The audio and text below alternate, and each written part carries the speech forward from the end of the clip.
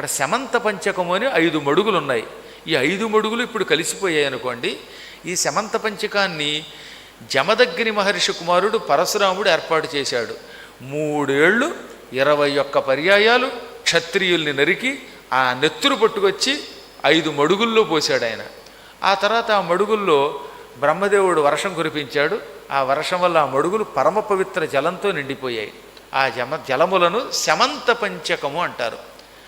5 రకాలైనటువంటి దోషములను, పంచ బ్రహ్మహత్యాది పాపాలు, పంచ హత్యా పాపాలు, పంచ భయంకరమైన దోషాలు, ఇవన్నిటినీ తొలగించే శక్తి దానికి ఉన్నది.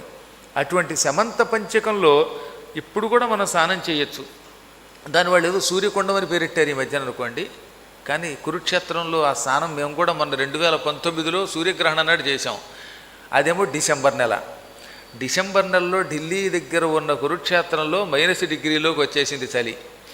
గదుల్లోంచి ఎవరూ బయటికి రాలేదు.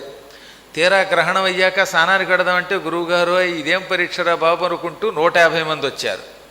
ఈ 150 మందిని తీసుకుపోయాను. స్నానం చేయలేని వాళ్ళు నీళ్లు చల్లుకోండి అన్నాను. నేను ములిగాక ఎక్కడికక్కడికే గురువుగారు చేశారు, మనం ఎందుకు చేయకూడదని 150 మంది చేశారు. గచగచగచ వణికిపోతున్న చలిలో స్నానం చేసి బయటకు వచ్చాక ఒక్కడికి గజగజలేదు. అంటే చలి కూడా గజగజ వెళ్ళిపోయింది తన దారిని తను వణికి. అందరూ తడి బట్టలతో వాళ్ళు రూములకు వచ్చి బట్టలు మర్చుకున్నాక చలి మొదలైందండి. మీరు చెబితే నమ్మరు, ఎంత గొప్ప శక్తి ఉంది ఆ స్థలంలో.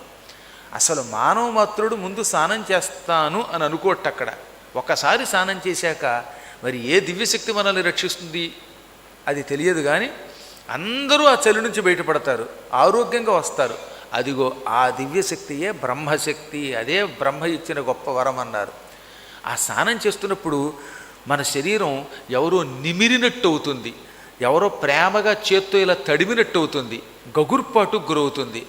ఆ గగుర్పాటు ఏమిటనమాట, ఇంద్రుడు మొదలుకొని 1,00,00,000 మంది దేవతలు భూలోకంలో ఆ రోజు అడుగుపెట్టి స్నానం చేసిన వాడు ఒకేసారి స్పృశిస్తారు. ఆ స్పర్శ మనకి తెలుస్తుంది. దానివల్ల శరీరం ఏదో తెలియని ఒక ఆనందానికి గురవుతుంది, రోమాంచమవుతుంది. ఇంకా వాడి జీవితం తరిస్తుంది. వాడు ఏమనుకుంటే అది అవుతుంది. మీరు చూడండి, ఆ స్నానం చేసిన తర్వాత వాడికి ఉన్న ఆనందం వేరు. ఆ తర్వాత వాడి జీవితంలో పెద్దగా అనారోగ్యాలు ఉండవు, కష్టాలు ఉండవు, సుఖంగా బతుకుతారు. ఇటువంటి వరం కురుక్షేత్ర ప్రాంతానికి బ్రహ్మదేవుడు కురువు చేసిన యజ్ఞమునకు దానమునకు మెచ్చుకునిచ్చాడు.